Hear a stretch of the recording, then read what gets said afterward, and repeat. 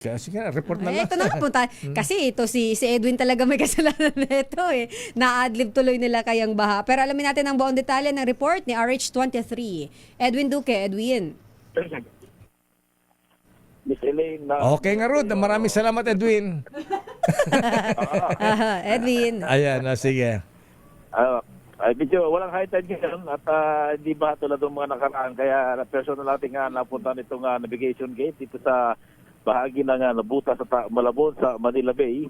At tiniyak nitong kausap natin kanina si Engineer Ismael Plusi, ang namamahala, no? The engineer na mahala sa ilalim ng MMDA na tuloy-tuloy yung pagsasagawa nitong driving hours at sa pamamagitan ng mga tauhan nitong BBWS ay nalagyan na ng pin.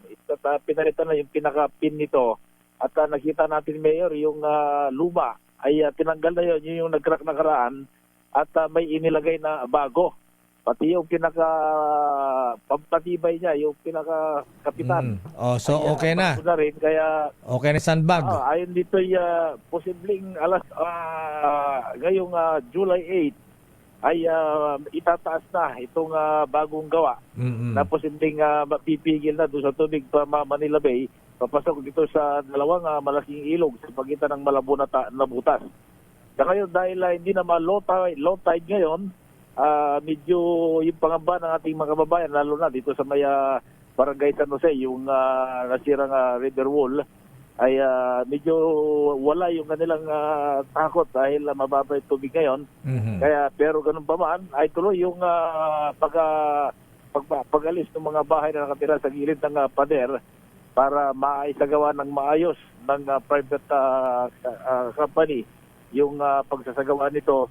At yung kabilang pader naman, sa pagitan nitong mga residente at in-inspection na rin at nangako to si Kong Toby Chanko at Merjan Chanko na titignan at gagawin na rin kung sakaling mahina na para maiwasan na Mayor yung maaaring pag-iba rin ng pader na posibleng magpapapa rin sa ating mga kababayan dito sa ibang lugar sa Nabutas. Okay nga Rod.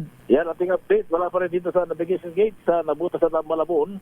RH23, Edwin Duque nagulat sa DZRH, una sa Pilipinas, una sa Pilipino. Maraming salamat Edwin Duque.